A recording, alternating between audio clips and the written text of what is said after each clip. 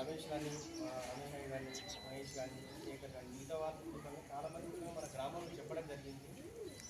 వాళ్ళు చెప్పిన దాంట్లో 100% చెప్తే కనీసం ఒక 5% నేను అనుకుంటున్నాను.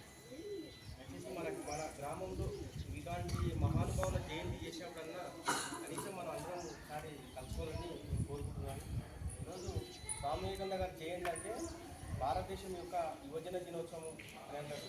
ప్రపంచం మొత్తం కనుక ఈరోజు వారి జయంతి చేయడం జరుగుతుంది.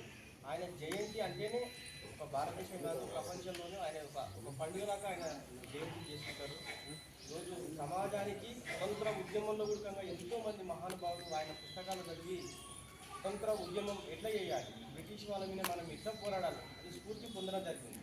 సాక్షాత్ ఒక మహాత్మా గాంధీ కూడా మీరు ఇన్ని ఉద్యమాలు చేయడానికి, మీరు ఇంత స్వతంత్ర ఉద్యమం చేయడానికి మీకు స్ఫూర్తి ఎవరంటే స్వామి వివేకానంద గారు అని చెప్పారు. ఇక నేతాజీ సుభాష్ చంద్రబోస్ ముఖ్యంగా బ్రిటిష్ వాళ్ళని అంత ఉద్యోగాలు పెడితే ఒకనొక సందర్భంలో నేను అలసిపోయిన ప్రతి సందర్భంలో, నాలో నిరుత్సాహం వచ్చిన ప్రతి సందర్భంలోనూ నేను స్వామి వివేకానంద గారి యొక్క పుస్తకాలు చదివి వారికి చెప్పినటువంటి మాటలు ఏవైతే ఉన్నావో వాటి ఆధారంగానే నేను ఈ స్వతంత్ర ఉద్యమాన్ని నేను కొనసాగిస్తానని వాళ్ళు చెప్పడం జరిగింది. నిజంగా మహానుభావుడు ఎక్కడ పశ్చిమ బెంగాల్లో జన్మించారు.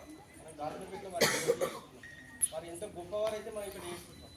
అందుకే మేము మా క్లాస్మేట్స్ అందరం కూడా ఆ మహానుభావుని విగ్రహం మన గ్రామంలో ఉండాలని నిర్ణయం ఈ ప్రపంచం ఇస్తే లెక్కుతారు, నాటుకుని ఇస్తే లెక్కుతారు.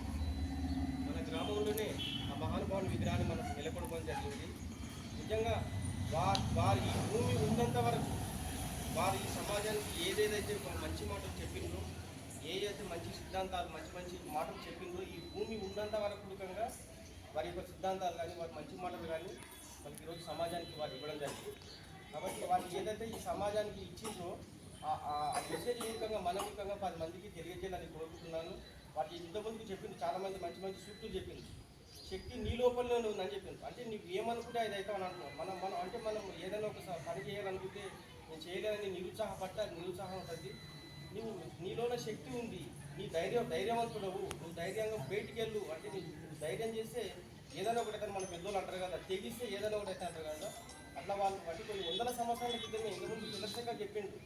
ఆయన చనిపోయి 100 సంవత్సరాలు అవుతుంది. ఆయన జయంతి మనం చేసుకుంటున్నాం, మన తాతను గుర్తుపెట్టుకున్నాం, మన ముత్తాతను గుర్తుపెట్టుకోం అని చెప్పి వాళ్ళకి ఇంత గొప్ప మహానుభావులు అయితే మనం ఈరోజు గాజులపేట లాంటి ఒక గ్రామంలో ఆయన విగ్రహం పెట్టింటూ అందరి విగ్రహాలు పెడతారు, అదిలో పెట్టి గ్రామాలు మహానుభావులు వాళ్ళకి ఈ సమాజానికి అంటే కొన్ని ఓన్లీ మన దేశమని కాదు, ప్రపంచంలో ఎవరైనా సరే ఆ మహానుభావుని పుస్తకాలు చదివినా ఆ మహానుభావుని యొక్క సమాజానికి ఏదైతే మంచి మెసేజ్ని ఇచ్చిందో అది తెలుసుకుంటే వాళ్ళు ఎదుగుతో పాటు వాళ్ళ చుట్టూ ఉన్నటువంటి సమాజం కూడా ఎదుగుదలకు ఉపయోగపడుతుంది.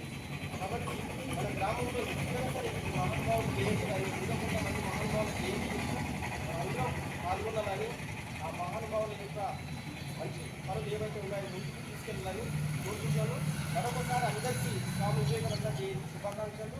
ఈ కార్యక్రమానికి వచ్చిన మీకు అందరి కుటుంబంగా పేరున గాజులపేట ప్రజలందరి తరఫున మీకు అందరి కుటుంబంగా కృతజ్ఞతలు.